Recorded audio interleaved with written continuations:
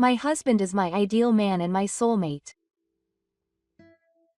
I've always thought so. He loved me even though I was a workaholic, and he accepted my desire to prioritize my career over my children.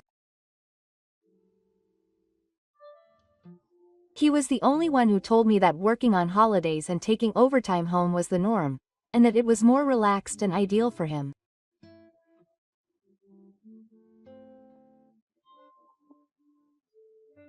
It's an exaggeration to say that I have no complaints about my husband, but everyone has some flaws, and I trusted my husband more than anything. But that day, my husband gave the tickets to Yoshima without asking, and I asked him, who looks better in the Hawaiian Ocean?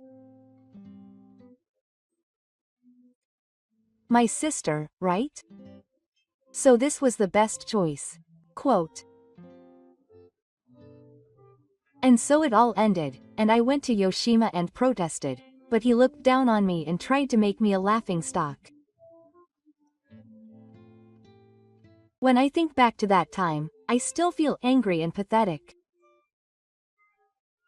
At the same time, I felt a sense of emptiness and wondered what the 10 years since we got married had been all about. That day, I answered with a smile that I understood, and essentially packed my bags by myself. And I quietly left the house where I had spent so many memories with my husband.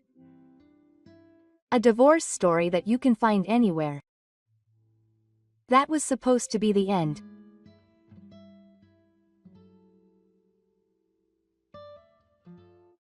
I am a 35-year-old office worker. I have been married to Narita, who is the same age as me, for almost 10 years.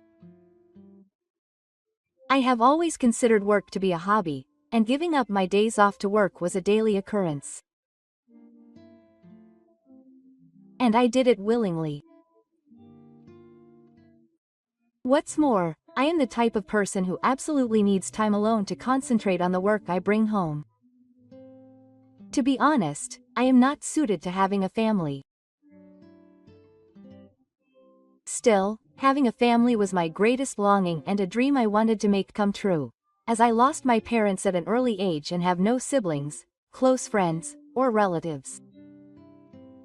A friend introduced me to Narita, who I thought would be perfect for me.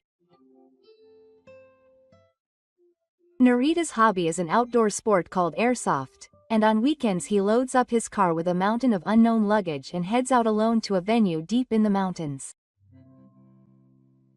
Sometimes he comes back in a day, and sometimes he stays there for several days. That's why we never see each other on holidays or long weekends. I don't know what other people think, but for me, who puts work first, Narita, who can spend time with me on holidays, was the ideal partner. I thanked my friend who introduced me to Narita many times. However, it seems that life is not always perfect. I felt that 7 months before we got married. It was when Rita invited me to a New Year's party. Rita's sister Mai-chan, who is much younger than him, lives in his parents' house. Although my mother welcomed my visit and treated me well, Mai-chan was clearly glaring at me. I was very confused because it was the first time I had been glared at by someone I met for the first time. And I was more confused because I had no idea why. My mother-in-law, Hiko-san, told me not to be offended by me like that. Mai is so spoiled by her brother because she is always away from Rita.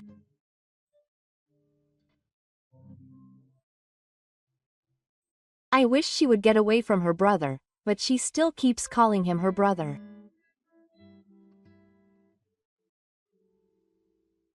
Mai-chan was only 17 years old when we met. It must have been a shock for a teenage girl to find that her beloved brother had come home after a long time, but he was with his girlfriend.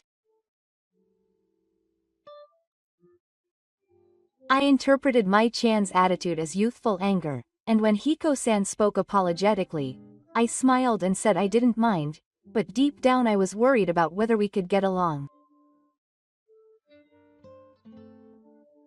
But at the same time, I was jealous that she had a little sister who was so fond of her, and I thought it was a wonderful relationship. But then I saw something surprising.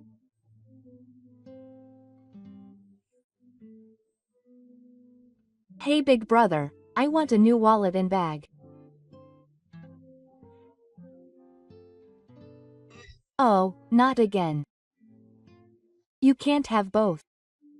Is that so? But well, I'm tired of the one I have now. So please.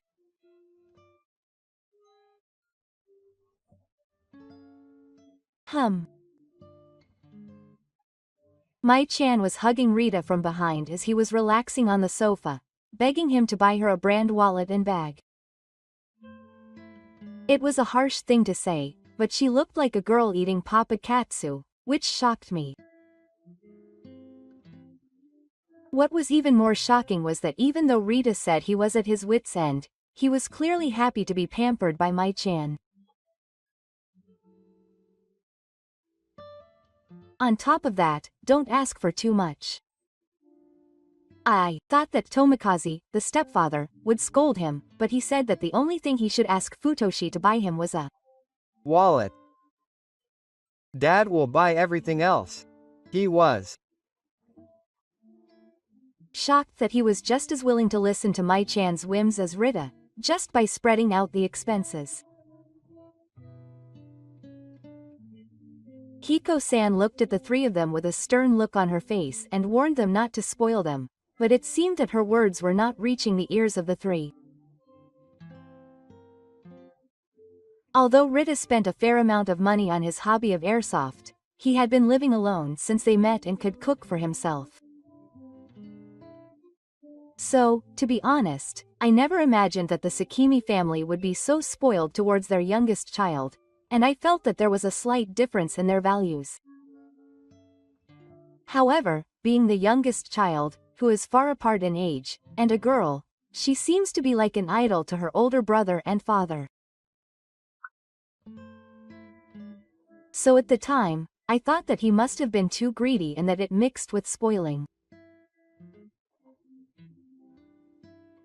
I was able to swallow it because it seems that it's normal for siblings to spoil their youngest child, but I was a little worried about his rough spending of money. And that worry turned into a perfect enemy after that. After visiting my parents' house, Ryota proposed to me and we got married. Soon after, I bought a new house in Ryota's name and took out a 35-year loan. It would have been fine to put it in my name, but Ryota's salary was slightly higher at the time. That's why I put it in Ryota's name considering the screening process. However, since Ryota's hobbies can cost a lot of money, I will cut off all expenses for the house, including the loan, and each of us will manage other expenses separately. We decided to follow this policy. We are both full-time employees, and I wanted to prioritize my career over raising children, so it's no problem at all. The problem arose when we discussed our honeymoon. Hey, Ryota, why don't you go to Hawaii for your honeymoon? Hawaii? Haruka, are you okay with your work? Honeymoons are special.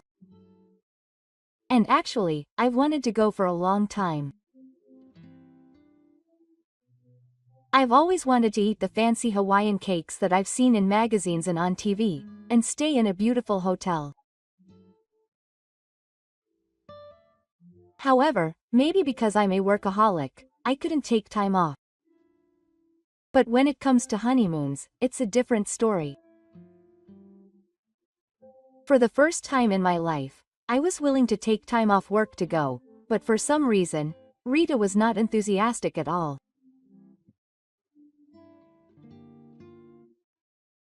To top it off, Haruka thought that she couldn't take time off work, so she scheduled a lot of airsoft. That's why I put a lot of time into it. It's true that it wasn't a problem until now, but I thought that honeymoons are special, so he made sure to keep it open. But it seems that it wasn't special for Rita. When I found out, I was a little angry, but when I thought about it, I didn't tell Rita how I felt. Because I didn't tell him, Rita filled up his schedule like usual. I need to apologize for that. I apologized to Rita for not telling him properly, and asked him again to make time for the honeymoon. No matter how much Rita is a hardcore airsoft player, a few days will be fine. That's what I thought. But the answer I got back from Rita was something I never expected. Oh, sorry. Actually, I bought a lot of new weapons thinking that I would be addicted to airsoft, so I don't have any money. Apparently, Rita had no money because he was careful about all the weapons he used in airsoft. What's more, it seems he even borrowed money to make up for the shortfall. And the amount was not 100,000 or 200,000 yen. Rita said that he had more money in his wallet because he had cut back on the family's expenses, but it was not an amount that could be forgiven. To make matters worse, he did not cancel any of our plans because it would cost a lot of money to cancel. We had our first big fight since we met, and we couldn't even talk for several days. But in the end, I gave in and we made up, and I paid off the debt in one lump sum. And we compromised and went on a day trip to a hot spring for our honeymoon. On the day we made up, Rita apologized to me many times, but the next month I was really shocked to see him shopping again as if he had no debt. I'm sure it was over for Rita, but I still haven't forgiven him for the debt or Hawaii. Still, we just ended it because we just got married and it couldn't be helped. At this time, I realized that life is not always going to be a happy and blissful one, but at the same time, I thought that I should try my best from now on. In fact, our honeymoon was very fun, and for a while after that, we had a peaceful and ideal married life. However, 2.5 years after we got married, Rita suddenly asked me to pay for his thesis, which he had committed. I thought, again? So if you are going to spend money without listening to me and without planning, then don't play airsoft, right? I yelled at him. This time, it won't be paid for. But the answer that came out of Rita's mouth was completely different from what I had imagined. He told me to calm down. This time, it's not airsoft. Actually, I've been sending money to Mai all this time. Usually, I have enough, but Mai is going on a trip to Korea with her friends, so I ran out of money. Apparently, Rita had been sending money to Mai-chan all this time even before we got married. Moreover, it wasn't to reduce the burden on my parents-in-law, but because Mai-chan had asked me to do so.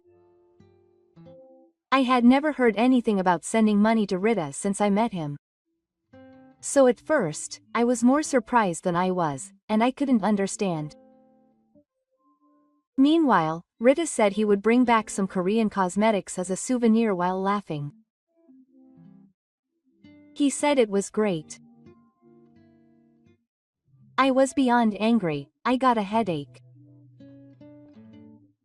Still, I thought I had to tell him what I needed to say, and Mai-chan is a university student and also has a part-time job. I could understand if it was her parents sending her money, but giving it to her is not just pocket money. I couldn't accept that she didn't consult me at all. That's why I told her that I couldn't accept the money. Then Rita said, "Are you really a human being? It's impossible not to help your family when they're in trouble. Anyway, I won't pay this month's loan." He said a ridiculous thing and refused to pay. I had no choice but to pay Rita's loan, but I couldn't accept it. What's more, I paid the last debt on his behalf, and he hasn't paid back a single yen. I tried to talk to Rita about the future of the money, including that. However, Rita just says selfish things like not digging up things that are over, and shows no signs of responding to the discussion.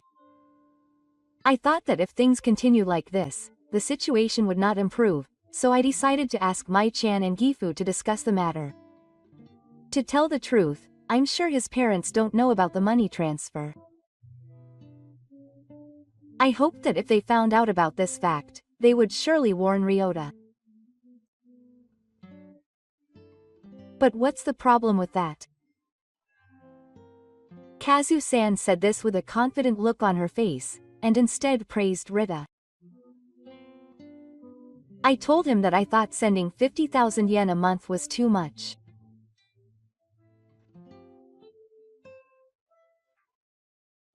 And that it was abnormal to even get a separate travel allowance, but Mai-chan said that everyone has their own family.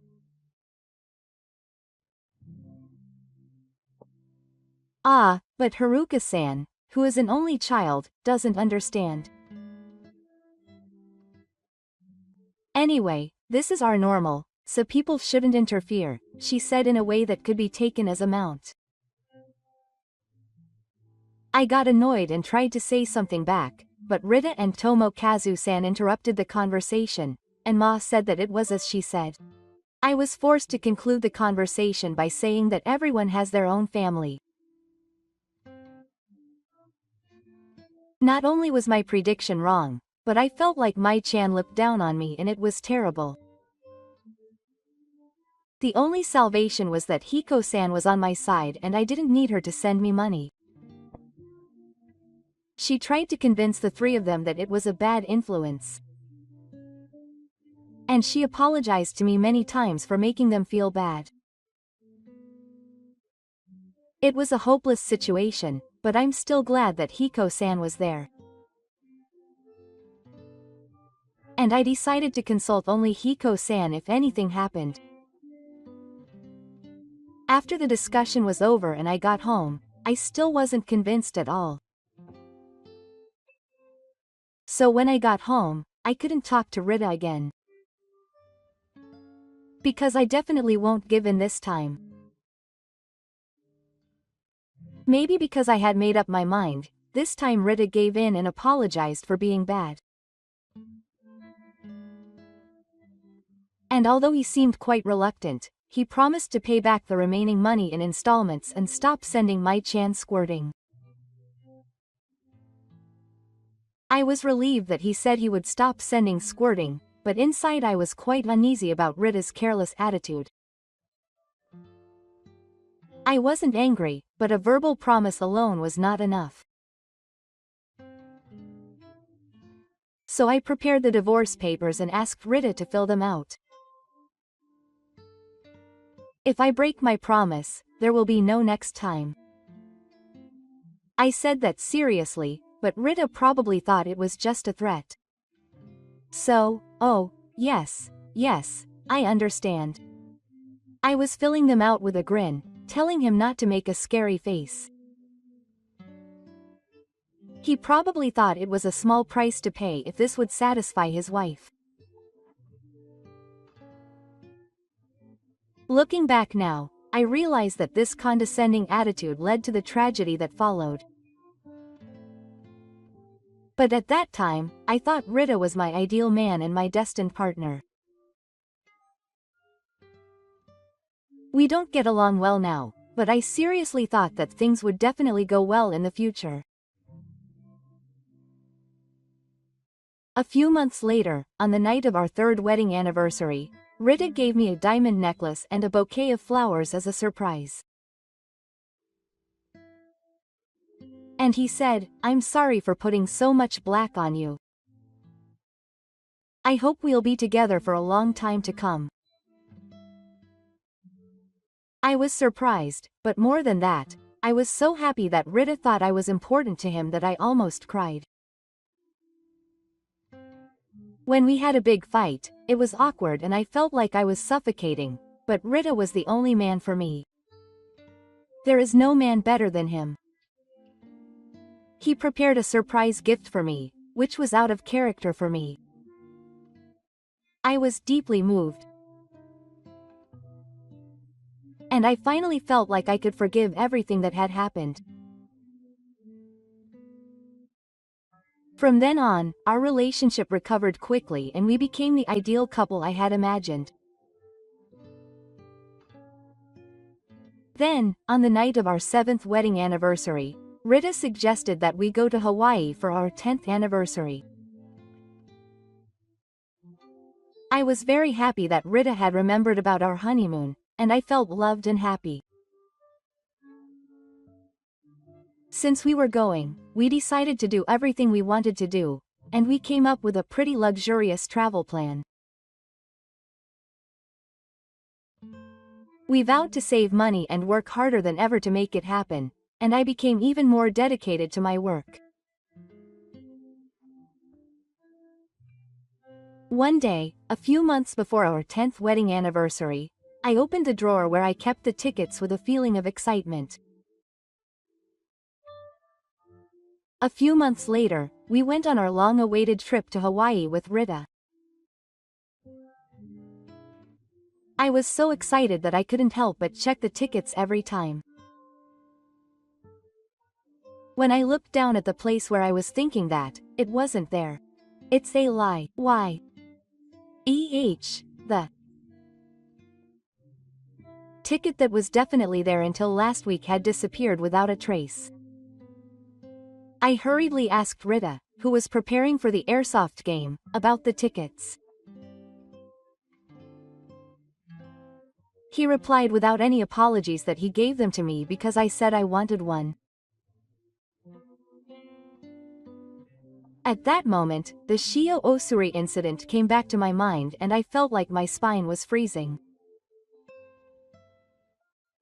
Feelings of anger and the words, "It's impossible," ran around in my head. And before I knew it, I was grabbing Rita and yelling at him for doing something like that. However, Rita seemed to have expected this and was very calm. He told me to calm down. I told him about Hawaii because I wanted to buy souvenirs before. Then, when Mai-chan asked Rita, he told her everything about his Hawaii trip.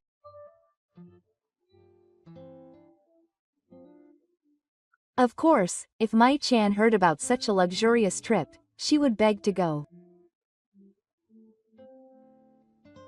And as expected, I gave her the tickets without hesitation. Rita slowly released my hand and looked at my whole body with eyes that seemed to be appraising me. And think about it carefully. You at 35 and May at 20. Who looks better in the Hawaiian Ocean? The former. So this was the best choice, he said, laughing. With this word, my anger reached its peak. Enough, I'll go and tell them myself. Saying this, I ignored Rita's attempts to stop me and went to the Sakimi family's house without making an appointment. It was my first time to visit without contacting them, so my parents-in-law were very surprised, but Mai-chan, who was in a daze, laughed triumphantly at my angry appearance. Her smile made me even more angry. Mai-chan, no matter what, this is unforgivable. I pleaded in a very strong tone, asking for my ticket back.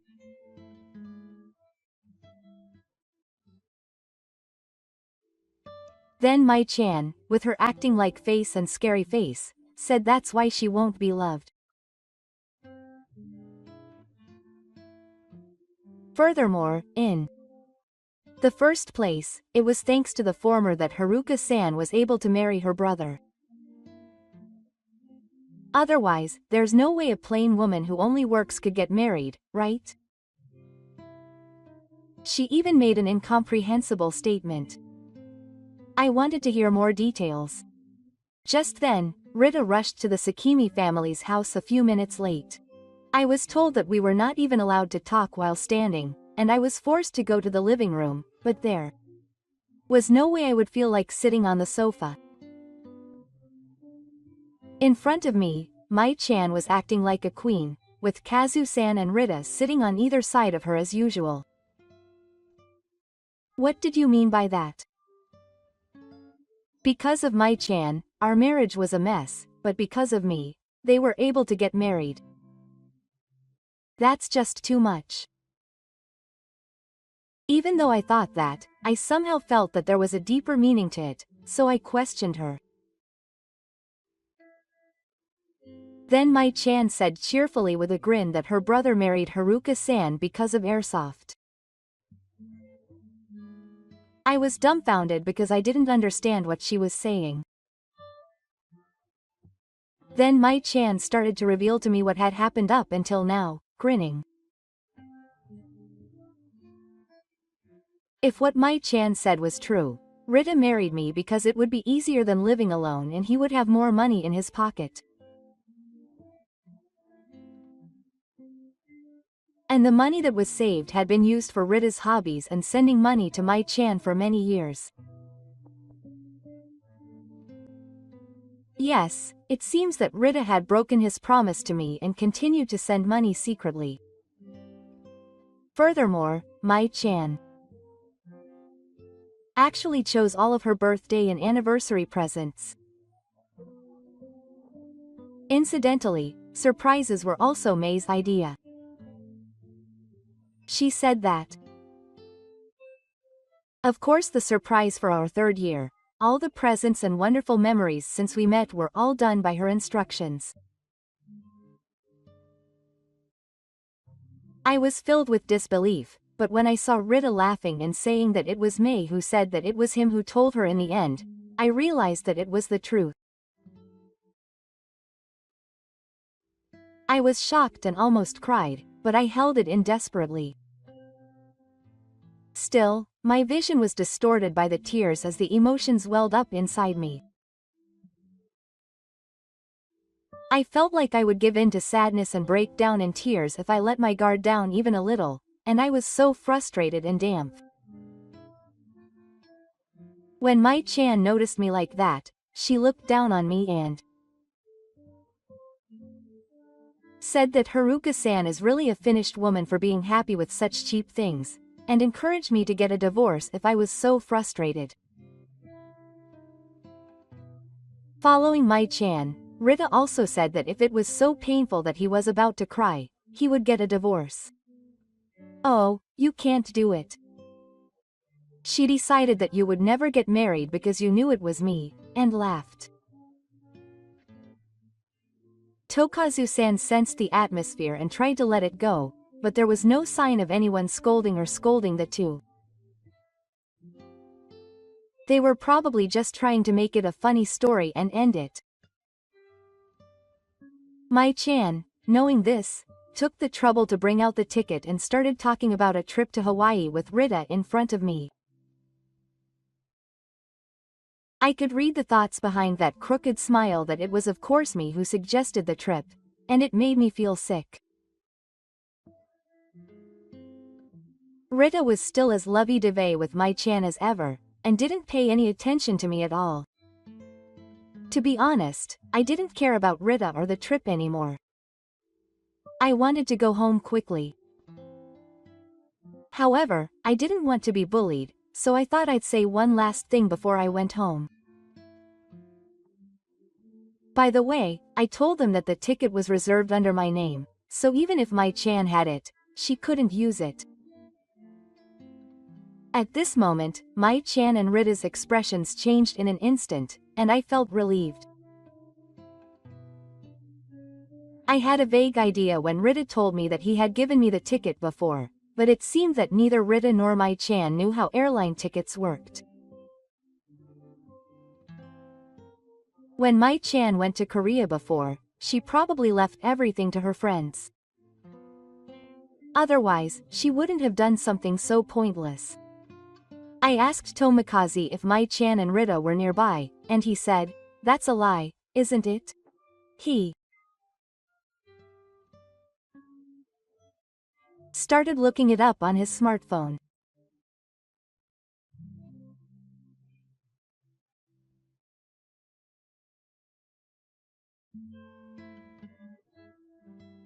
And when he found out that what I said was true, he lied.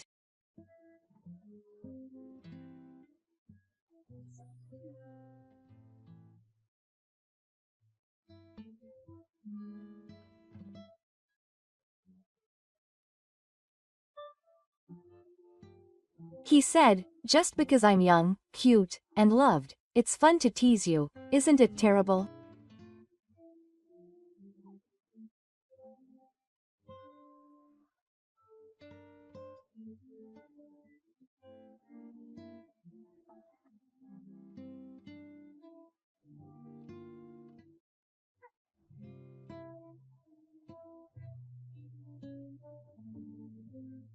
She said, "I was looking forward to going to Hawaii, but I was looking forward to going to Hawaii, but I was looking forward to going to Hawaii, but I was looking forward to going to Hawaii," and then, tired of continuing to cry fake tears, Mai Chan glared at me.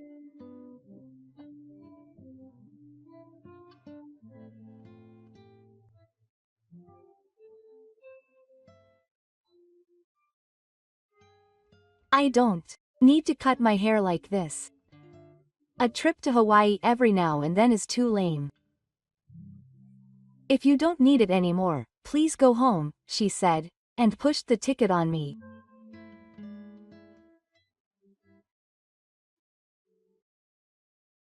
I could only sigh at his selfish and arrogant attitude, but I was relieved that I could finally go home and cancel the trip.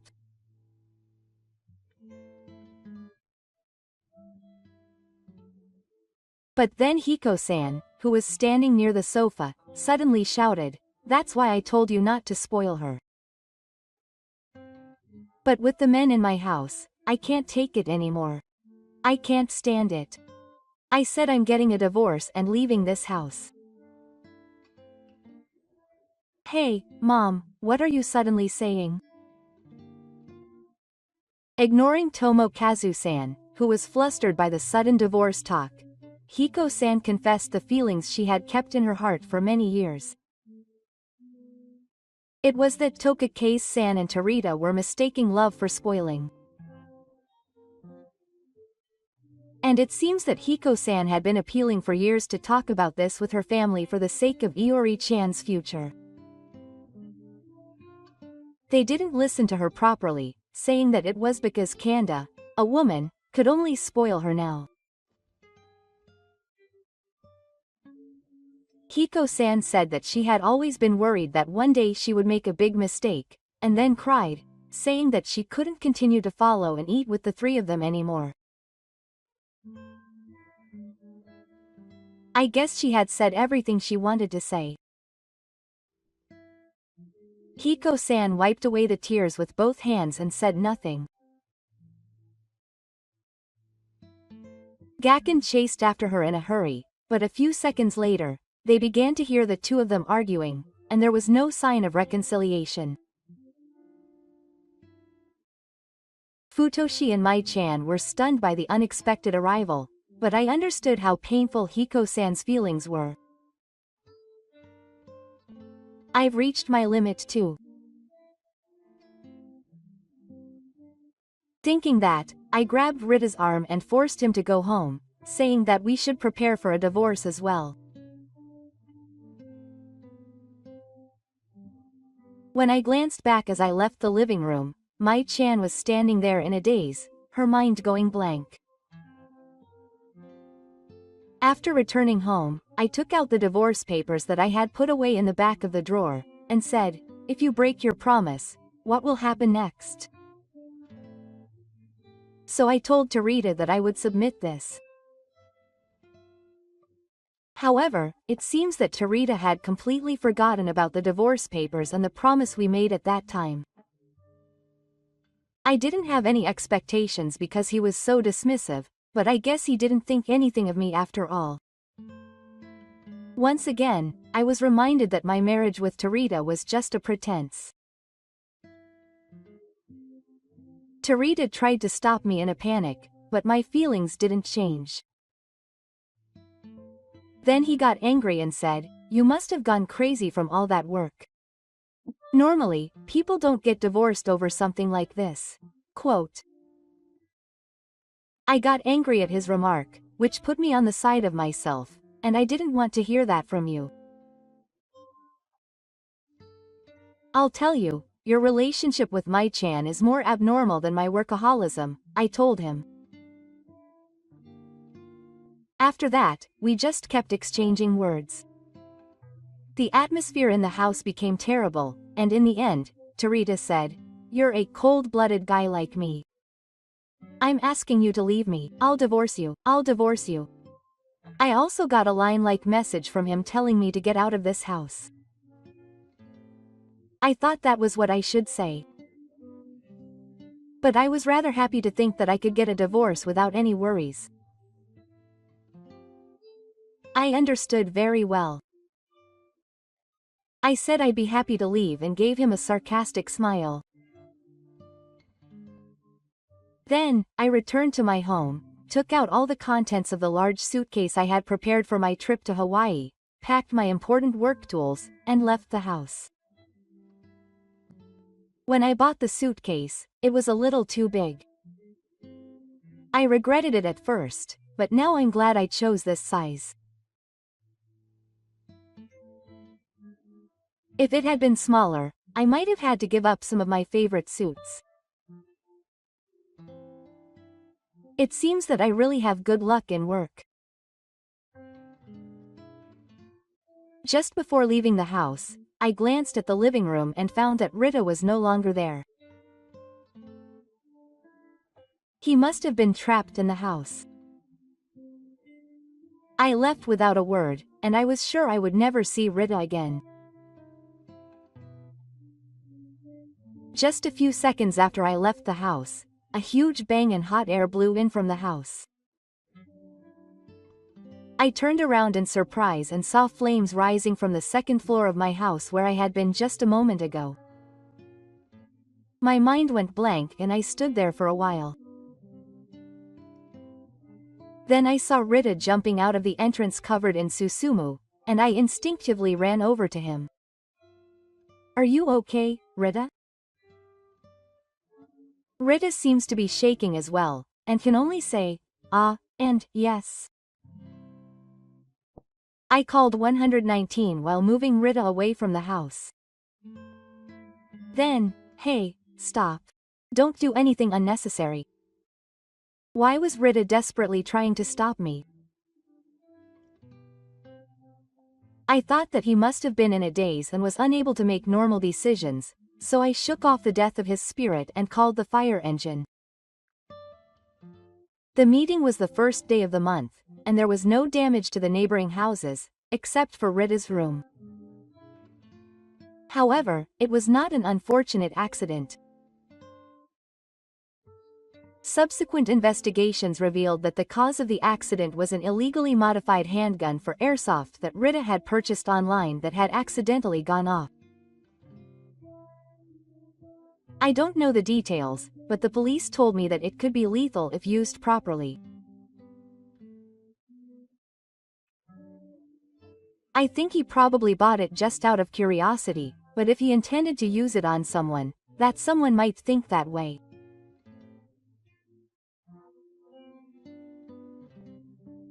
I went to the police station twice for questioning. I was asked a lot of questions, but I hadn't touched anything about Rita's hobbies, so I denied any involvement in the incident and there was no sound.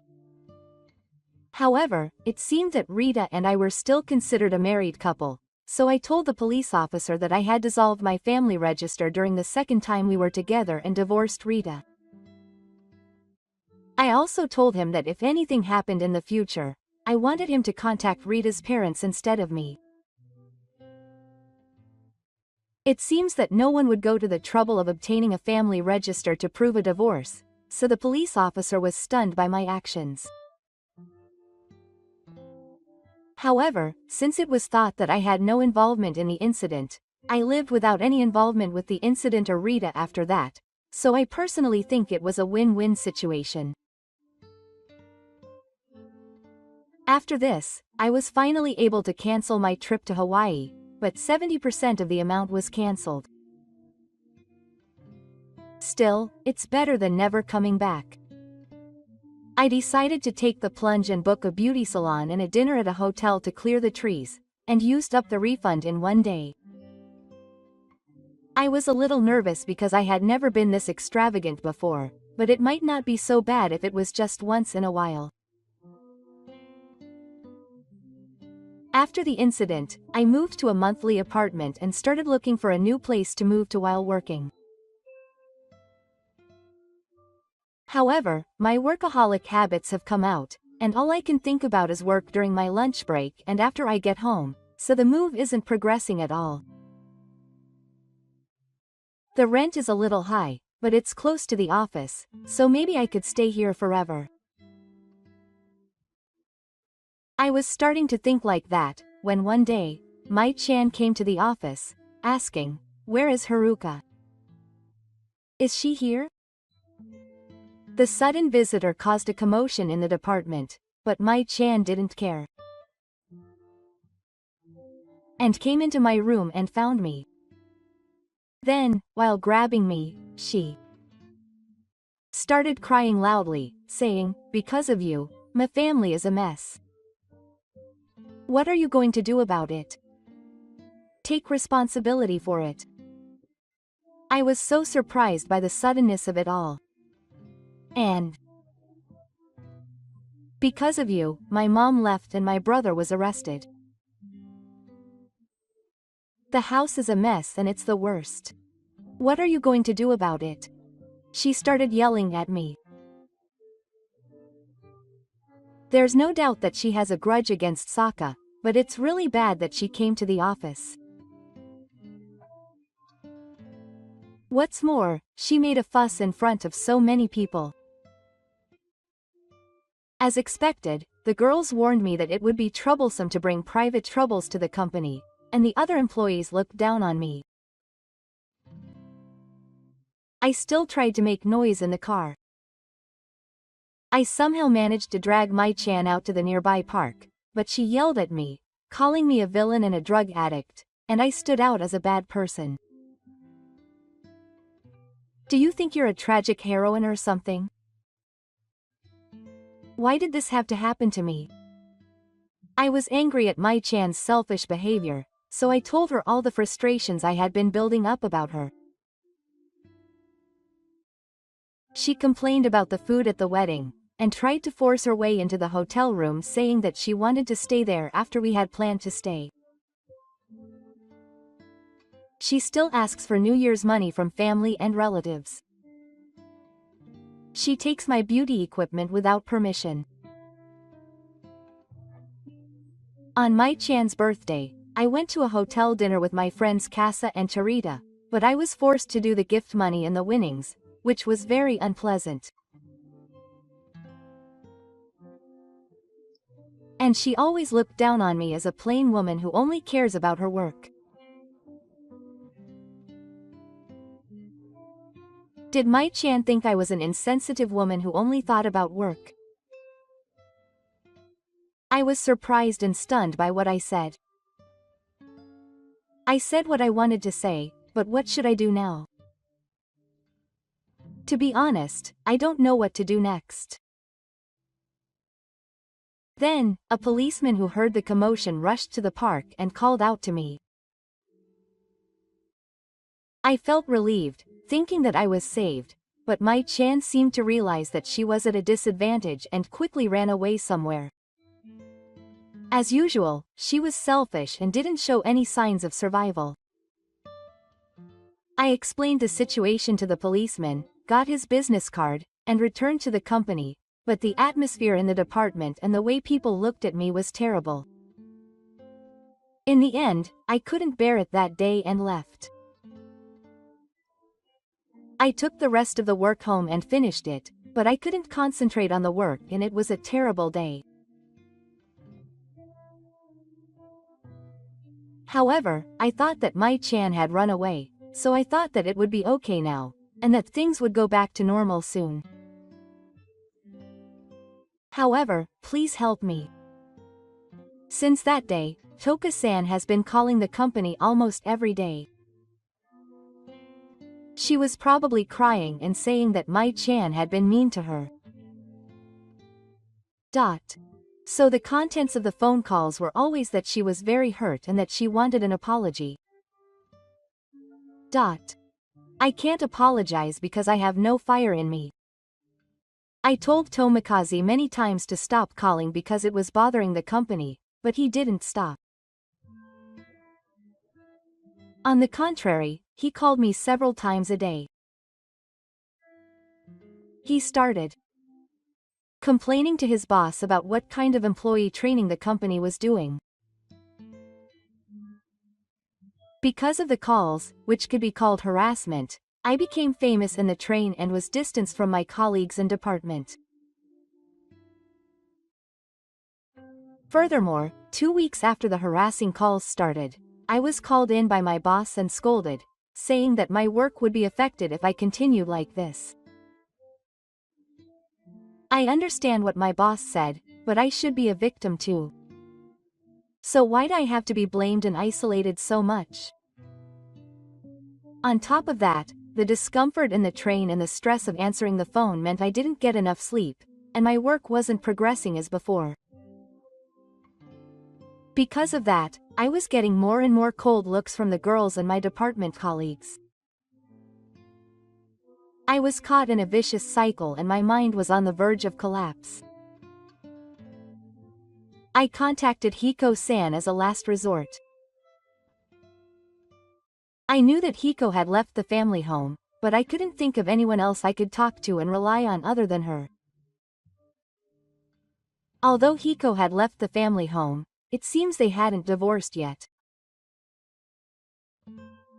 I felt very sorry to find out that I had dragged her, who was keeping her distance from the family home, into this. However, Hiko said that it was not something you should worry about. To be honest, I was still drunk and hadn't divorced her yet. I just thought that the harassment over the phone was too much. She encouraged me by saying that if anything happened, she would contact me again and give me a good scolding.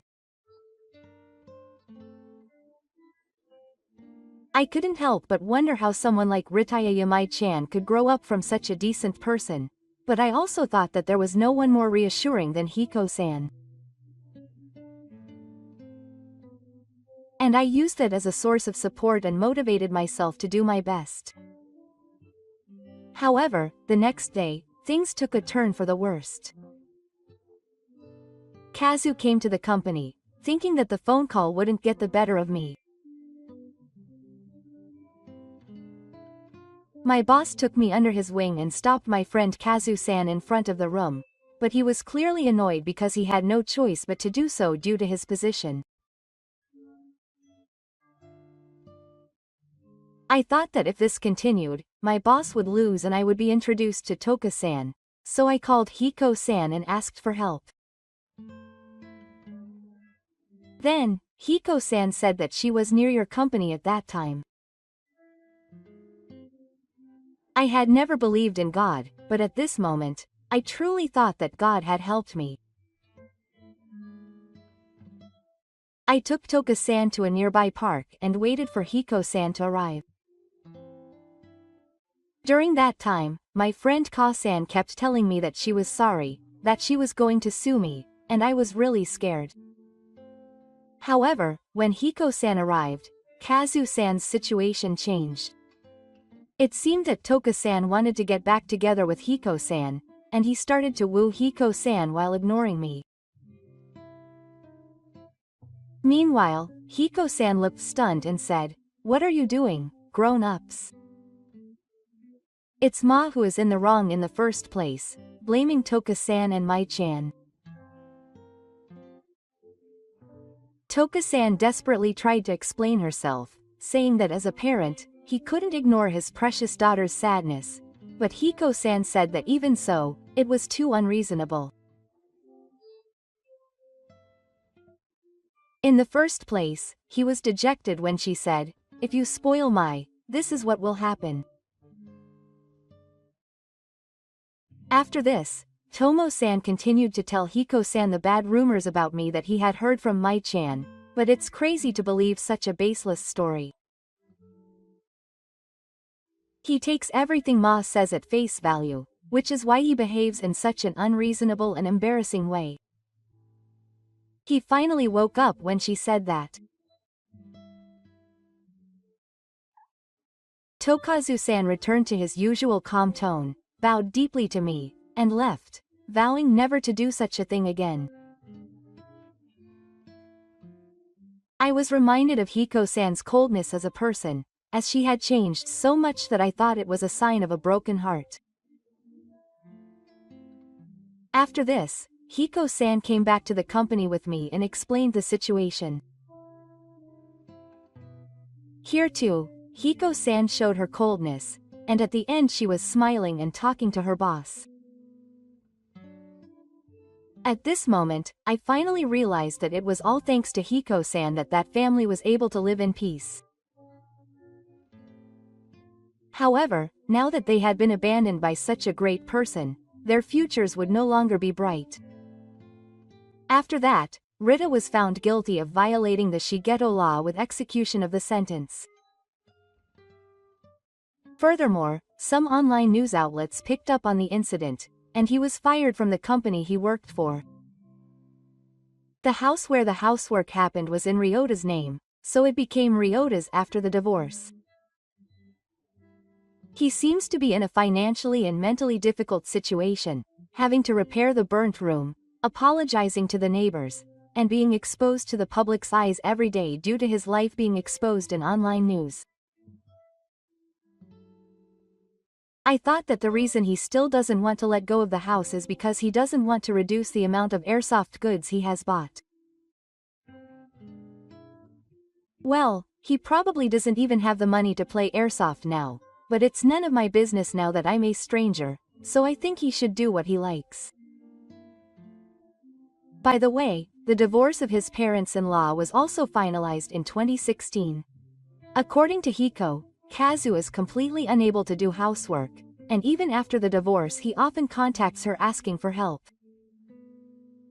Naturally, Hiko ignored the message. Then, a few weeks later, he received a message saying that he had reached his limit, along with a photo of the house, which had become a trash dump. He had somehow expected that to be the case, but Mai-chan was also completely unable to do housework, and the inside of the house was in a terrible state. In addition, the two of them have a crazy sense of money, so they couldn't manage their living expenses and even started to get into debt. Dokazu felt that he had reached his mental limit, and began urging Mai-chan to save money and giving her strong warnings. But it was too late.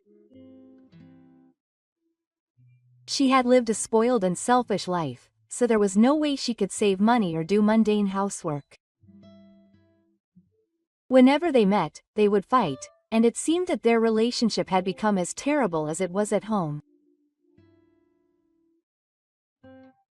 While reading the complaint-like report messages that Hiko-san received from Toka-san, she talked about whether she should change her smartphone number soon.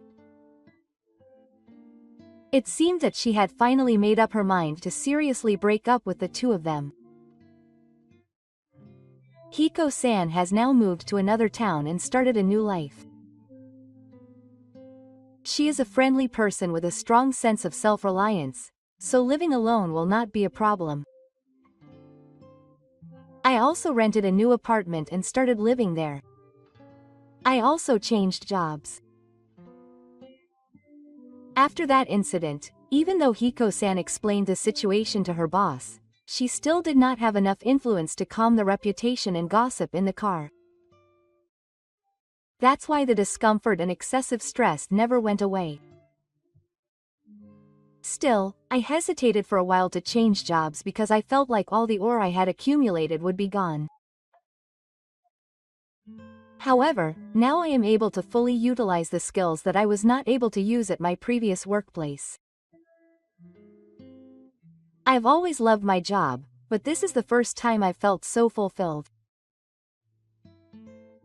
I guess this is what they call a clever injury. It hurt a lot, but if that experience leads to where I am now, then it's not all bad. And there was another good change that came from my injury. That is, I'm now able to use my money and time to reach my goal. A few months later, I took a break and went to Hawaii, which I'd always dreamed of. It wasn't a honeymoon or to use up my paid leave. It was just an ordinary long weekend. And the partner who traveled around Hawaii with me is the person I trust the most. Yes, Hiroko. Now that we're strangers, we're good friends and often go out to eat and enjoy shopping together.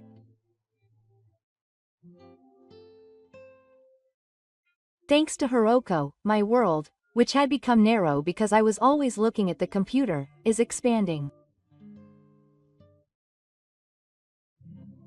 Now I'm really enjoying that, and I want to praise myself more and more for being able to find fulfillment outside of work.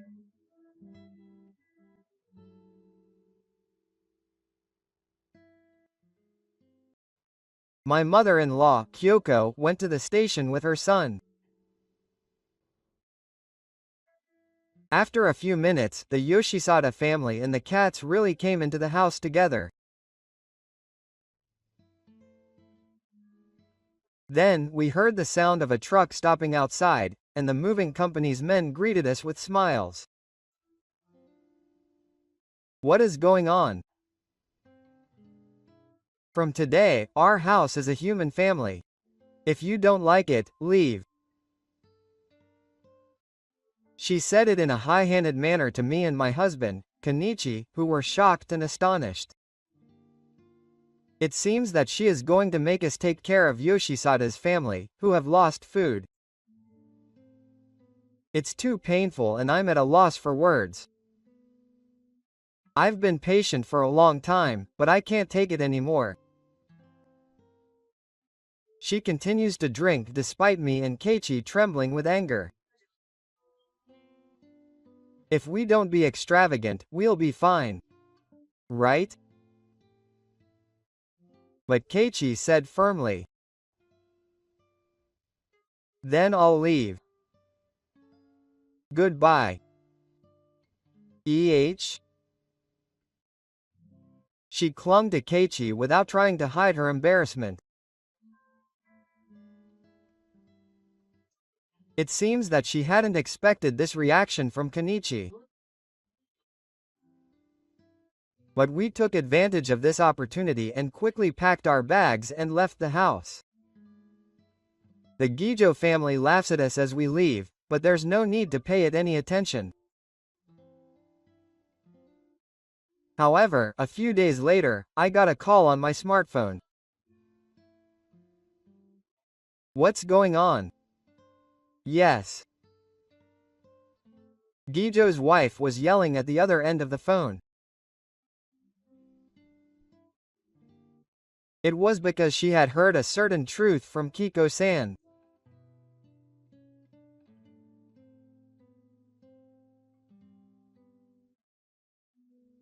My name is Taki Kawasaki, a 35-year-old nurse who lives peacefully with her husband Kenichi and daughter Sato in a family-friendly apartment.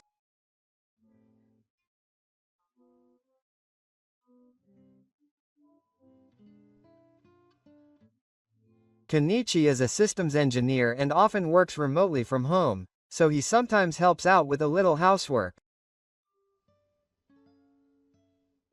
Genichi suddenly has to work the night shift tomorrow, so can you please make dinner for me?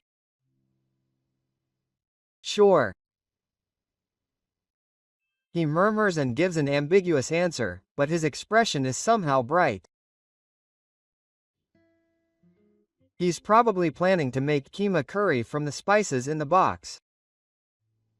I'm sorry. Please. I clasp my hands together in front of my face and bread, then run to the washing machine and quickly hang out the contents. I always do everything I can before going to work. I'd like to ask for a cat's help on those hectic mornings.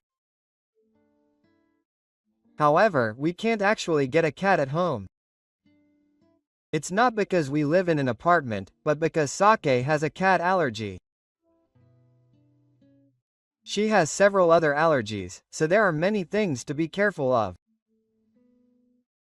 I also go around to her, taking into consideration my knowledge as a nurse and advice from doctors.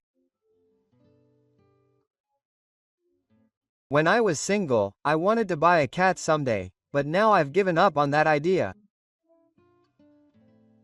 One fine Saturday, my mother-in-law, Kiko, came to visit. She lives in the neighborhood, in the family home, and always comes to this apartment on weekends. She then comments on my housework and other things. What's with this pride? Are you cleaning properly? She notices a little bit of dirt on the TV. She glares at me in disgust. I glance at Kenichi, but he doesn't seem to follow up. If that's the case, Kuromo is much better at cleaning.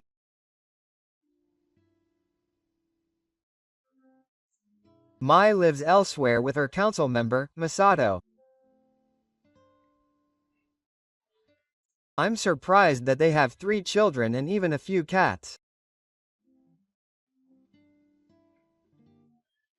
Oh, I want to get a cat too.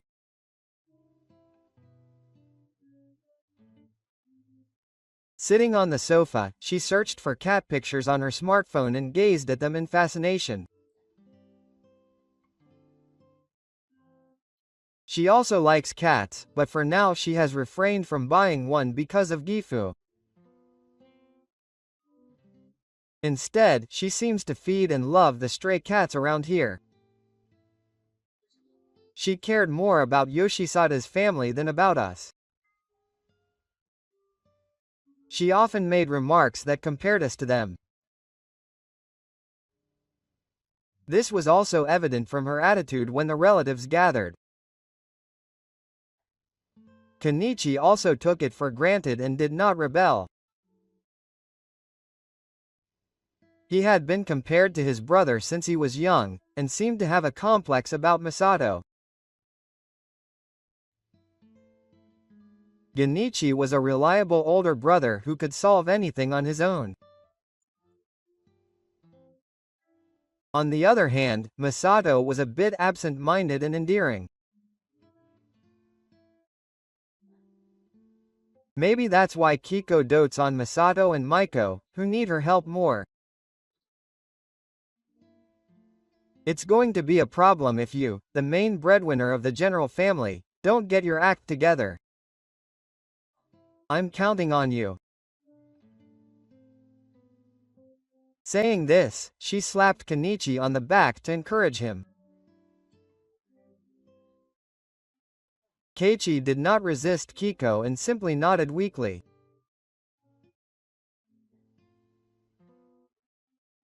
I always felt something strange about her words. She loved the Rosado family and criticized us, but she said that she relied on us. I didn't understand her opinions and actions because she hugged me, but Genichi just threatened her shoulders and said that she's always been like that. After Kyoko's meaningless visit, I was exhausted. When she greeted me about her marriage, I thought she was a sensible person. I felt a kind heart as such thoughts ran through my head. At that time, Gifu was not sick and had a bright smile on his face. I remember thinking that he was a very respectable person because I could feel that he was a common sense and family-oriented person from the bridge of his words. I had the impression that she looked at Kenichi and Masato as equals, without comparing them to their brothers. Kyoko would compare them to Gifu and say things that belittled Ichi, even in front of Gifu, but it was always Gifu who confirmed it. Although he spoke in a gentle tone, I felt reassured that he clearly told me that what was wrong was wrong. Gifu is now living in Tokyo Hospital, and we rarely see each other. It started out as a small cancer, but before I knew it, it had metastasized and the cancer has been going on for a long time. Since I am a nurse, I am often asked for advice on Gifu's cancer. I sometimes visit the Sagi family with Satokaichi, but it was painful to see Gifu getting tired every time. He may not have much time left. I am not a doctor, and I have the ability to tell people's lifespans. Not that I have. Even I could not help but feel that Gifu's days of life were fading. The seasons pass. It was not long after the new year. The time of parting that I thought would come someday came suddenly. Gifu's Yoda suddenly took a turn for the worse, and he passed away a few days later. Kyoko and my wife and I were both shocked, and when they saw how we were, they burst into tears. "Oh dear, Grandpa. Let's say goodbye to Grandpa properly." We gently embraced her as she cried and took care of the rest of the formalities. All the fake members of the family came to the funeral. But Masato and Mai looked listless, and their clothes were covered in lint. They didn't even try to hide their big bald spots, grumbling about how it was cold. Masato was fidgety, looking for Kyoko and whispering something.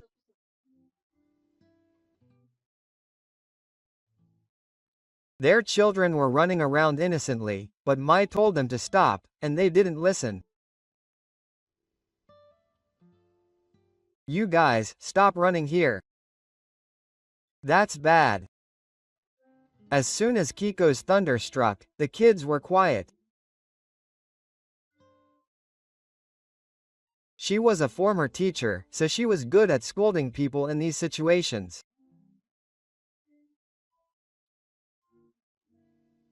In fact, it may have been mostly because she was scolded by her grandmother, who lived separately. When it came time to cremate the body, I suddenly remembered the end of Gifu. Yodai suddenly took a turn for the worse, and while lying in bed, he seemed to be staring at swordsmanship. The last words she left for him before she died were, "Protect your family." That was it. I think that was probably meant to protect me and Saw.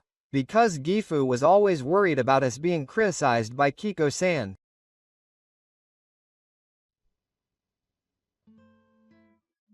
On the way back from the funeral, I told Kenichi about it, and he surprisingly said this. I thought family meant mom and Tadashi. He said it with a puzzled look on his face, but why didn't he include me and Saw? When I listened carefully, he said that he thought so because Kyoko-san said so. I was disappointed and squeezed my shoulders. I felt anxious about the future, wondering if Kenichi was really thinking about me and Saw. A while after the funeral, Kiko-san asked my wife and I to live together because she was lonely living alone. I was against it. Even if she came once a week, it was a nuisance, and I couldn't stand living together. But Kazu seemed to think differently. It's my duty to take care of Mom. I'm the older brother. That's right. It's natural for my older brother, Keiichi, to take care of me. Is that really true? With such doubts still lingering, I had no choice but to reluctantly agree with them. At Kyoko's request, we decided to move out without waiting for the renewal of the apartment lease. I was on good terms with the landlord, so this decision was difficult for me, but Genichi said he felt sorry for my mother and didn't listen. Of course, we moved to Sawa's house. Although I was worried that there might be stray cats living there, I was relieved to see that there were no cats in sight. Sawa stepped into Sawa's house with a worried look on her face. I wondered why she would do this, since it wasn't her first time here. You're going to live here, right? It's different from before, it's scary. She couldn't hide her confusion at the change of residence. It'll be fine. Mom's with me. Look, this is Sawa's room. It's bigger than before, isn't it?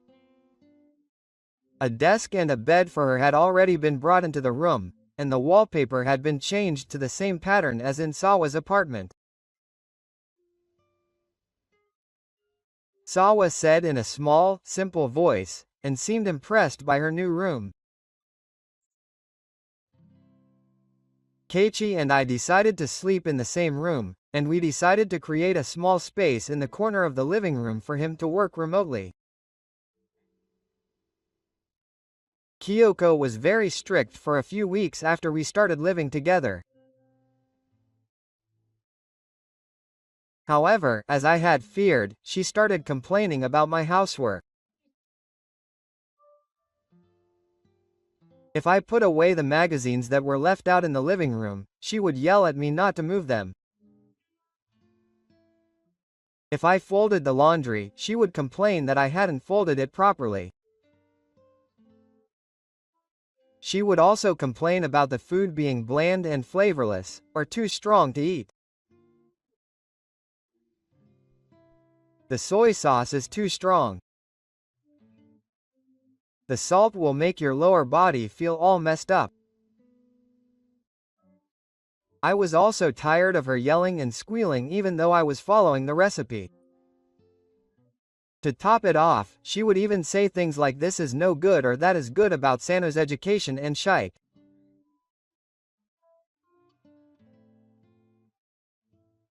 Gifu used to stop her, but now there is no one to stop her for sure, so she can say whatever she wants.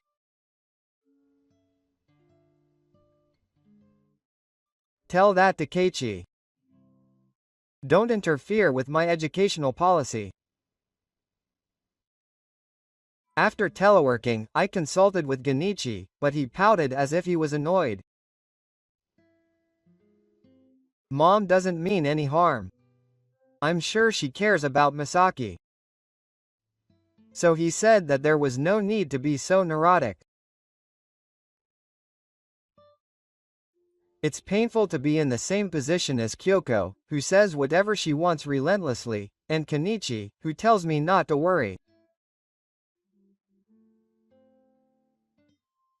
At times like this, I think about what I wish Gifu was alive, or that we should have never lived together in the first place, and I regret that. Of course, thinking about such things doesn't change the situation at all. Also, when we started living together, my wife and Kyoko decided on the cost of living. We had discussed sharing all the costs of water, heat, internet, and food.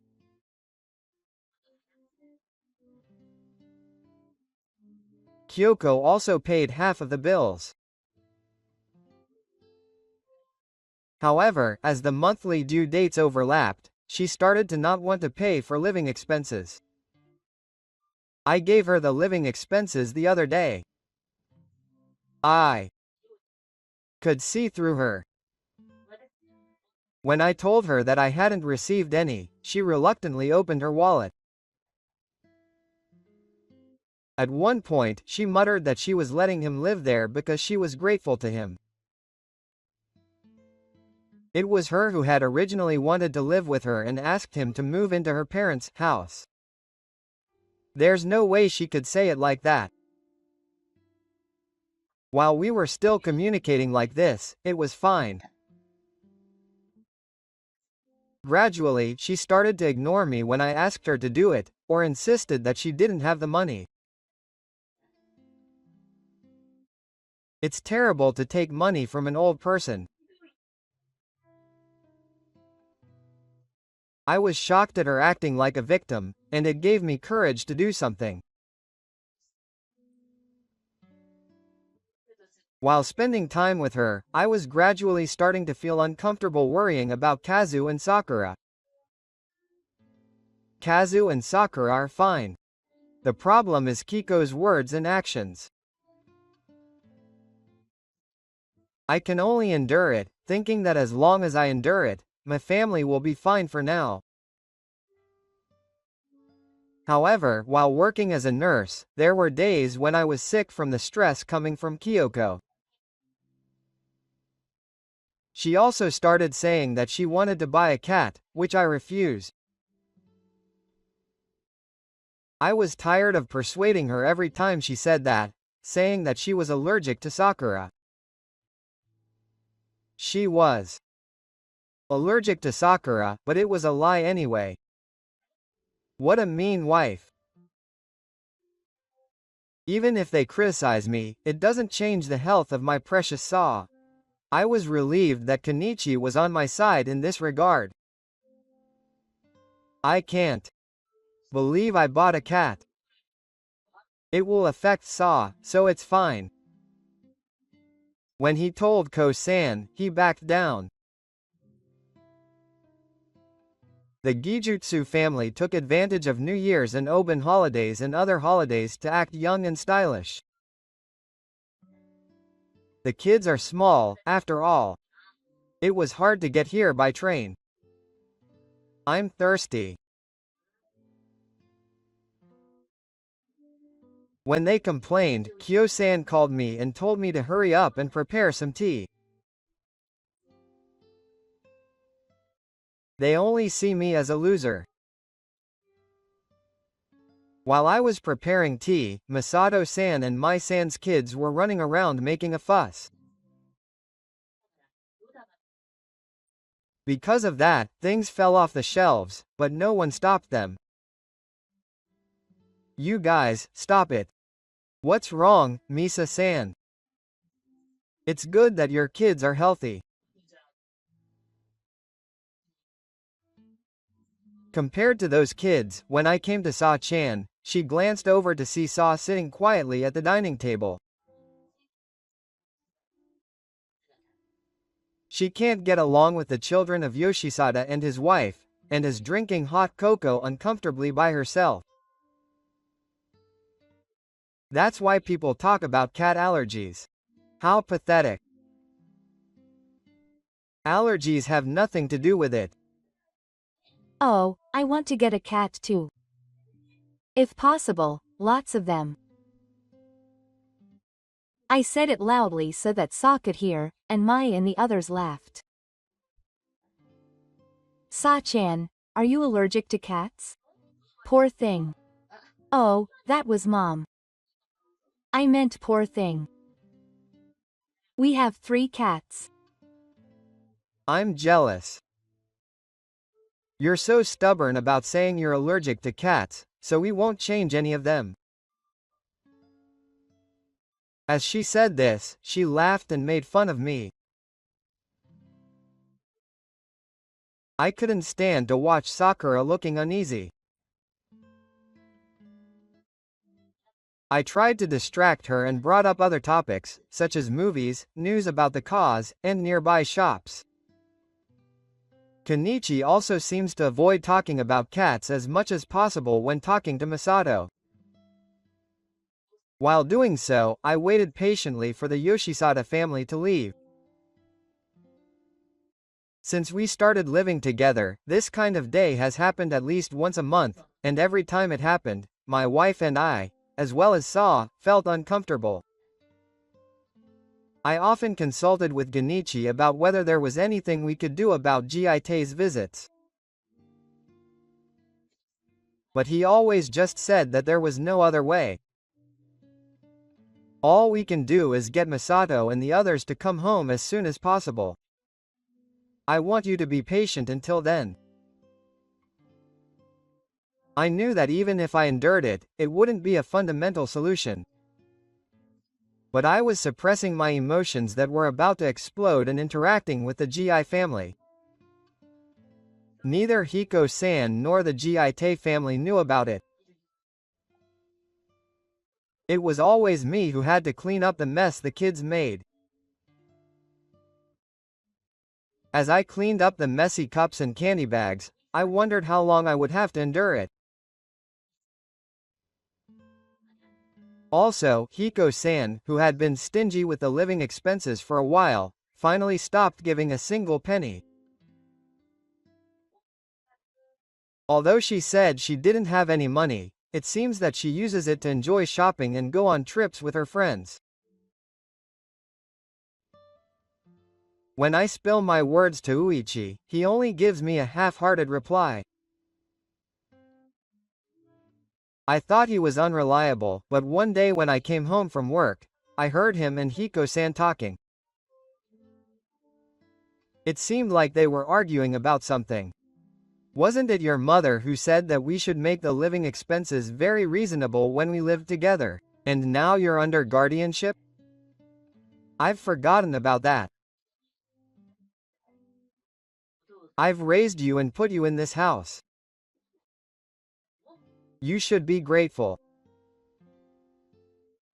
Kenichi had protested to her properly.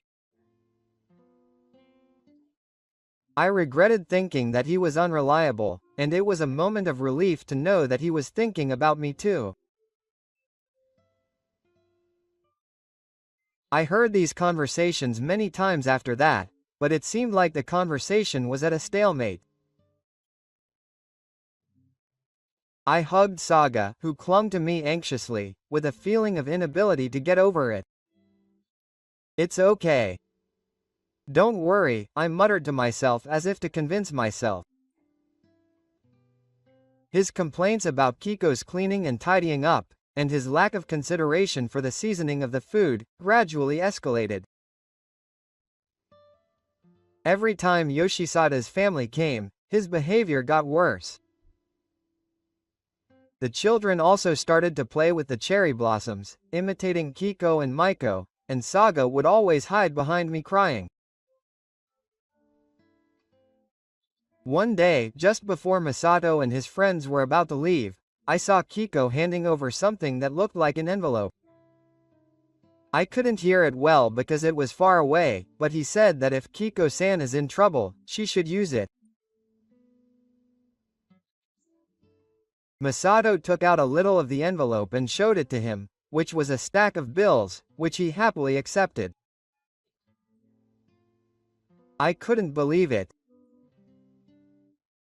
Why was he giving money to the Yoshi family when he said he had no money to put into this house? I began to have complicated thoughts about why we were living with her.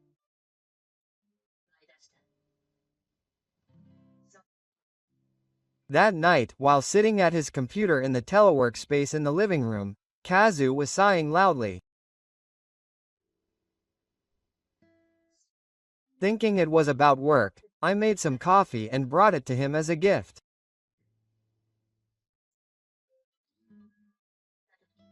When I tried to tell him to take a break, he suddenly said, "Where should we move to?"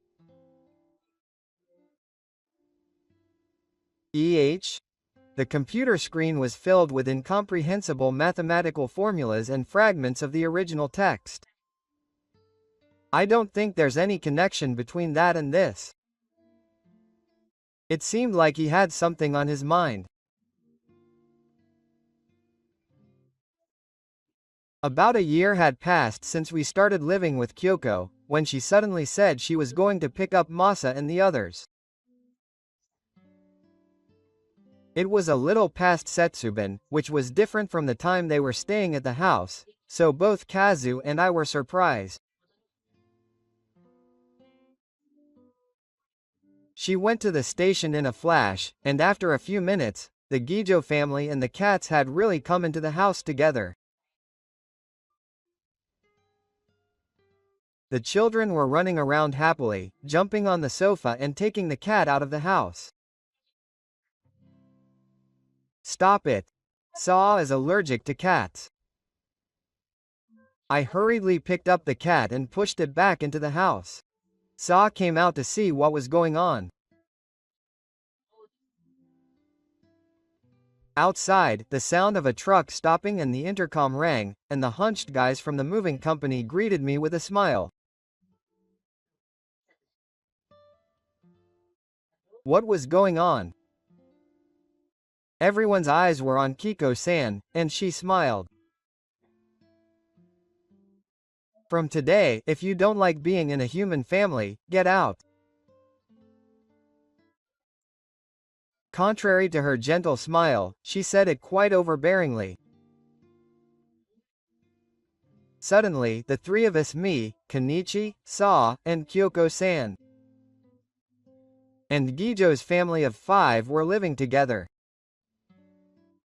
Plus 3 cats. I was shocked as I counted with my fingers outstretched. Wait a minute.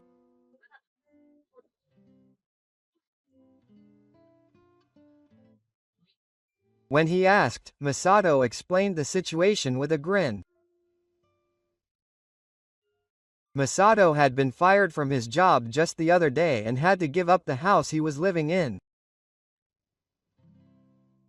With nowhere to go, they contacted Kyo-san to ask for help and received her approval. But of course, neither I nor Keiichi had heard anything about this. When he asked her, she said that her favorite family would be coming and that her 3 cats would come along, so she agreed without hesitation. It's so old that I'm at a loss for words. I can't even take care of the living expenses. Even if Masato and I don't have a job now, we'll find someone else soon. We're young, after all. Until then, we'll have to take care of it ourselves, and that was the limit of my patience. She continued drinking without noticing that I and Ichi were shaking with anger. If we have my money, we'll be fine as long as we don't live luxuriously.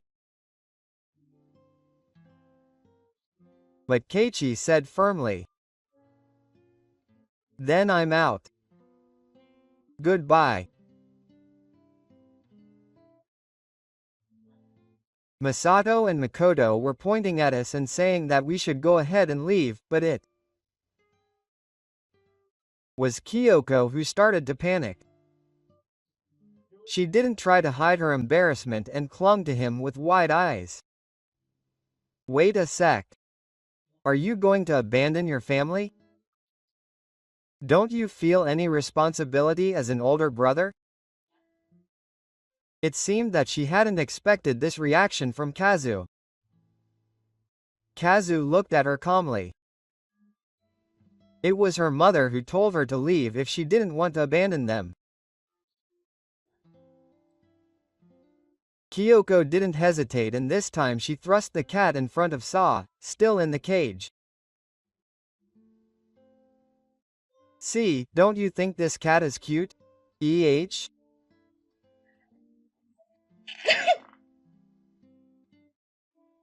I quickly pushed Kyoko aside and picked up Saw and left the living room.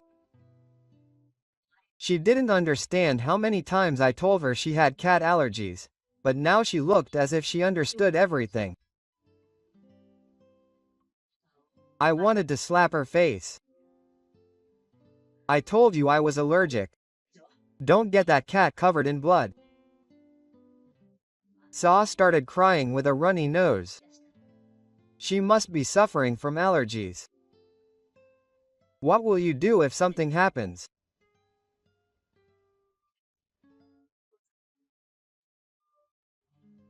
But Kiko-san told Kenichi to eat again and protect his family without caring about me and Saw. That's certainly what she said, but the family I have to protect now is Misato Saw.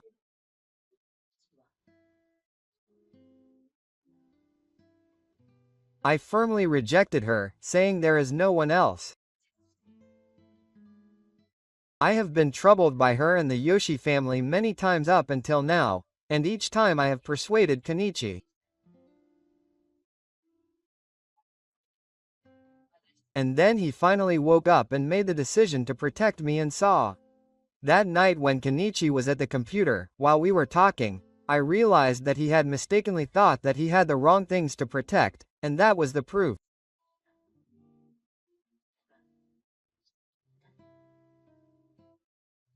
Since that night, we have been working towards ending our cohabitation. San didn't know that this was the case, and probably thought that if he pushed through this time too, Kenichi and I would listen to him. But no matter how selfish Kiko-san was, he didn't have ears to listen. Eventually, seeing Keiichi's unwillingness to budge, the Yoshisada family lost patience. If you're going to leave, please do it quickly. Kyoko-san seemed to want to say something. But we took advantage of this opportunity and quickly packed our bags and left the house. We had already decided on the apartment we were moving to, but it wasn't our move-in date yet, so we'll be living in the weekly mansion for a while. We both felt relieved that the plan was brought forward, but it was just right. I thought I'd talk to her properly about it, but maybe that wasn't necessary. He said this as he was angry that Kiko had let the cat get close to Saw. Yes. It was good this way. We then moved from the weekly mansion to a newly contracted apartment and the three of us started living together. Since we didn't tell the Gijo family or Kyoko our address, we won't be bothered by their sudden visits.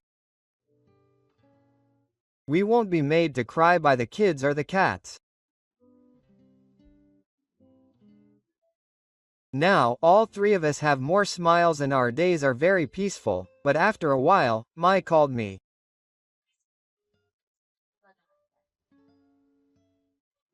I was able to answer the phone during my lunch break at work, but she was yelling something on the other end of the phone.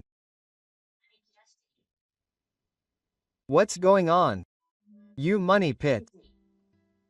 Yes. There's no point in pretending not to understand. You guys are the ones who spent the inheritance. When I heard the story, she had moved to Yoshi's house in order to get the inheritance from Gifu, and she was planning to live with Kyoko with the money. However, Kyoko told me that there was almost no inheritance left, and she said that she didn't have enough money to live on. The reason was that Kenichi, me, and the three of us went on frequent trips and ate out, and spent the inheritance. If Shimi and the others, who also spent Masada's retirement money, had left us an inheritance, this wouldn't have happened. She said this with a regretful look on her face, but I have no idea. because Kenichi had refused to accept the inheritance. The inheritance from Gifu was small to begin with. The money was almost gone because of his medical expenses, and the inheritance should have been distributed only to Kiko and Masato from the beginning. What? What? You're lying. That can't be true. Because my mother said so. Misa and the others spent it. How can they spend an inheritance that they didn't receive?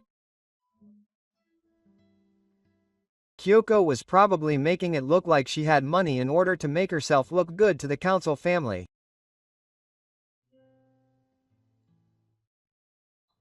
And he probably lied and said that he didn't use the inheritance, but that we used it. It's easy to imagine that he was trying to lure her into crying fake tears. Mai didn't believe him and didn't want to hang up the phone. Lunch break is almost over, so don't say something nonsensical. If that's the case, how has your mother been able to live up until now? Of course, it's the pension and the pocket money that Ichi earns.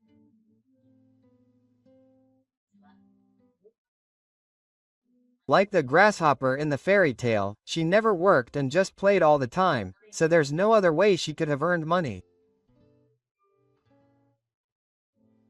But Masato also protested with a trembling voice. Masato said that he didn't get a large share either, so Keiichi kept the inheritance to himself. That's also a lie. I told you. The inheritance was small to begin with. Keiichi knew that Kyoko needed money to live alone. That's why he deliberately didn't accept the inheritance and made sure that most of it was given to her. It was Kyoko who used the inheritance. She seemed to enjoy going on trips and eating out with her friends. Keiichi was in a frenzy. I don't care if she's pale on the other end of the phone. The break is over in about 5 minutes. I was worried about the clock when she started screaming again. I can't believe my mother would lie like that. I saw Misa-san. You don't have to believe it, but this is the truth. I'll tell everyone that you're a liar. As soon as she said that, she hung up the phone abruptly. Who was she going to tell everyone? Her words somehow gave me a bad feeling. That night, when I told Ichi about the phone call, he shrugged his shoulders in a sigh. But what on earth did Tadashi spend his inheritance and retirement money on? I also tilted my head at the words he said in a suspicious manner. Now that I think about it, they weren't wearing brand name items, and their clothes and belongings were normal. Where on earth did their money go? A month after that, I received a call from one of my relatives, Ichi's uncle. I didn't see either Keiichi or Misa-san. It seems that you've been spending your inheritance and causing trouble for Kyoko. He said this with a look of regret as he began to get to know us. However, I was confused because I had no recollection of any of what he said. He said that Keiichi had bought an expensive computer and that I had been frequenting a beauty salon.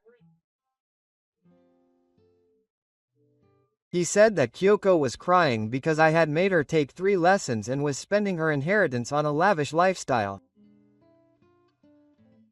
Of course, that's not true.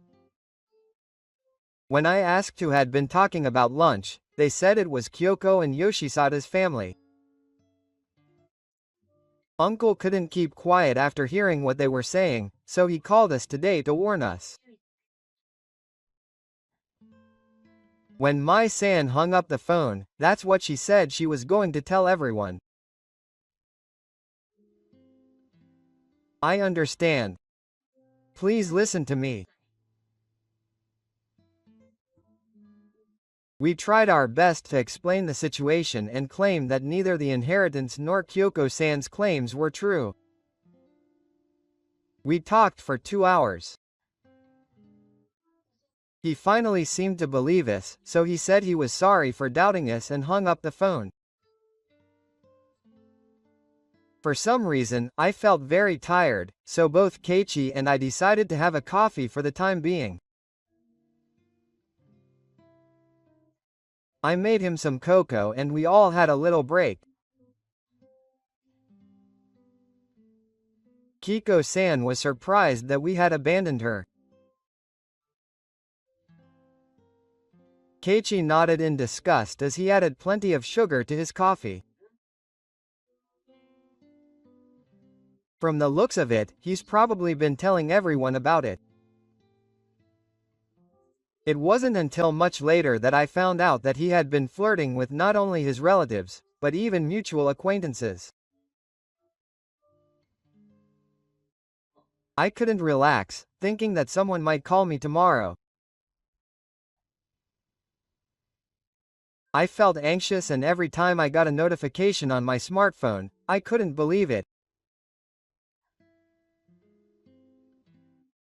A few days after persuading the uncle, he called again. What's this time? Ichi and I put the phone on speaker mode timidly and answered the phone. It's a completely ridiculous story.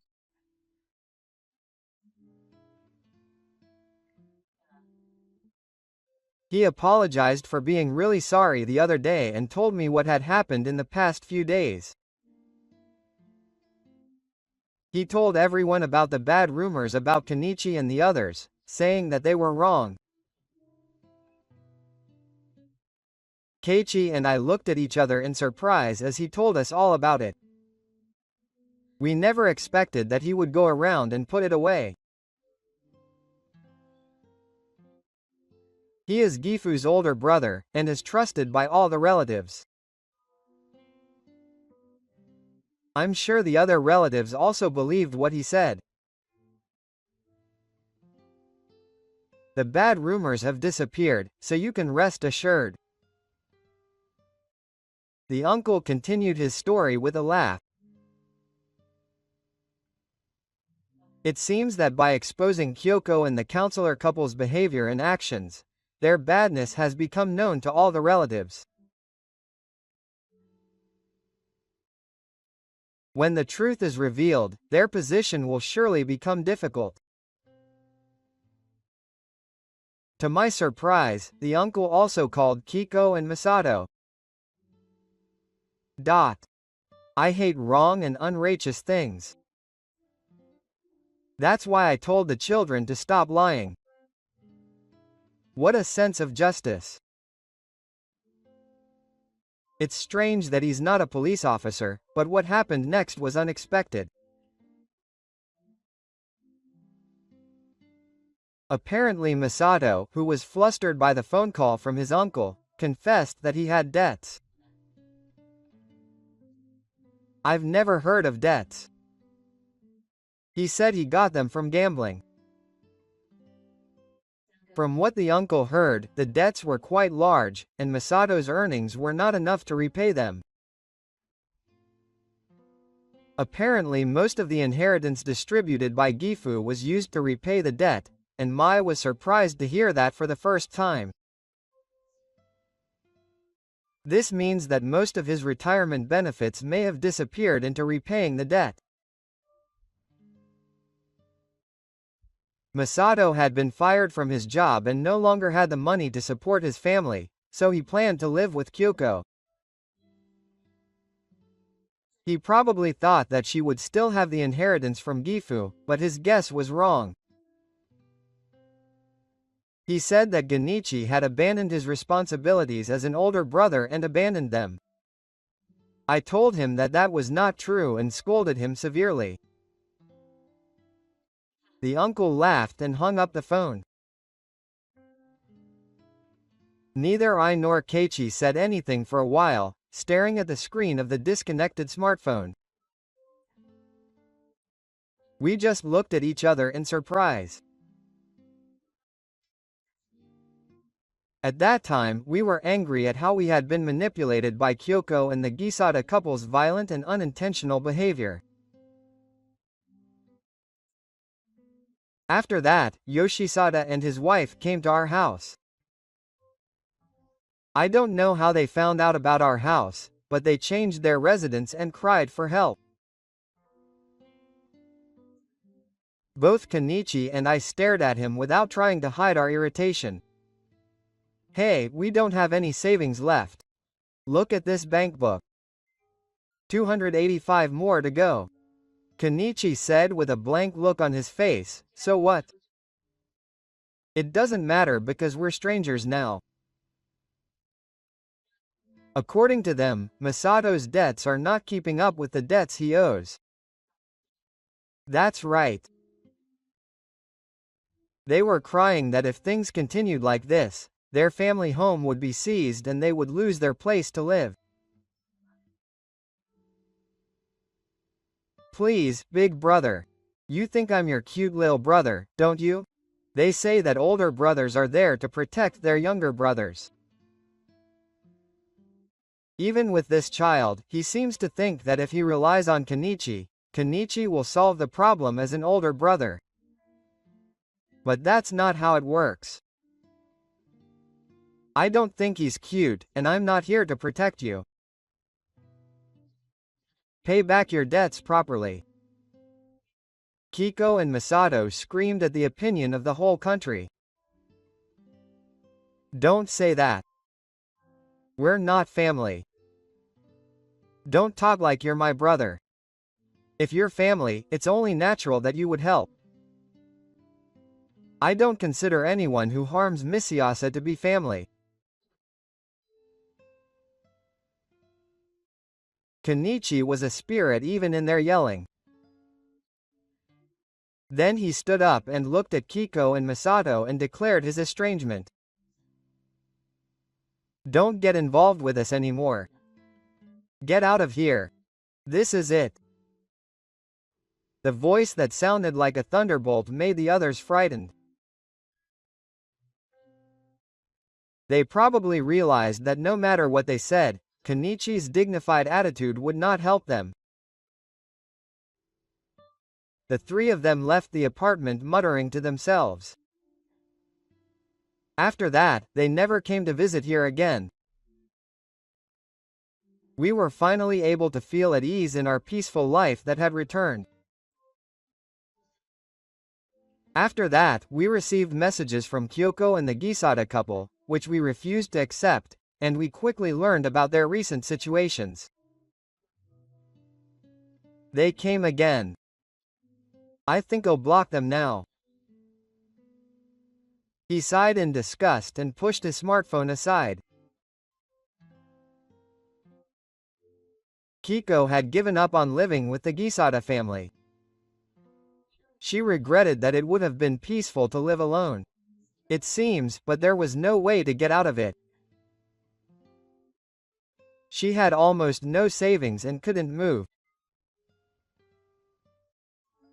That being said, she's not the type to go out and work, so she's probably content with her current lifestyle.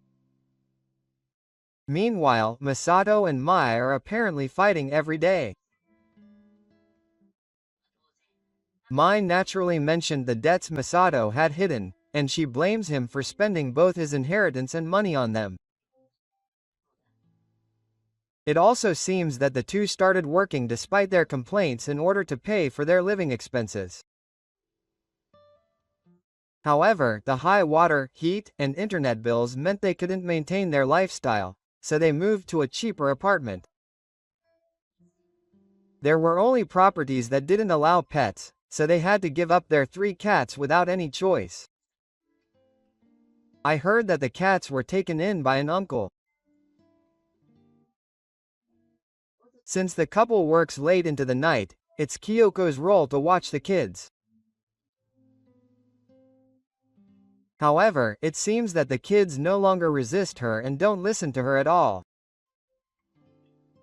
Even in a small apartment, the kids' energy remains the same, and she lamented that she receives complaints from the room below and the room next door.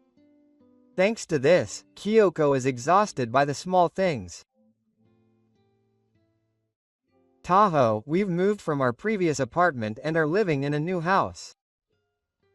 I finally saved up the amount I had been aiming for, so I bought my own home. The scent of the new wood is soft and comfortable, and I'm starting a happy new life. I wrote it after seeing it from my dad. She opened it. The inside of the notebook is filled with jumbled letters, symbols, and numbers. I guess she was imitating Keiichi's computer screen. Wow, isn't that amazing? I can write so well now. He smiles happily as he stares at the keyboard. I don't understand it at all, but the two of them seem to understand. It's a happy change that he has started to put me in Saw first. Saw is growing up quickly and sometimes helps me cook. Like Keiichi, I have a hard time stopping him from trying to make curry from scratch, but that may only be for now. As for myself, my work as a nurse is going well, and I've been decided to continue next month. Both of us are fulfilled as instructors and feel lively every day. I hope that the three of us will continue to live happily without letting go of this happiness.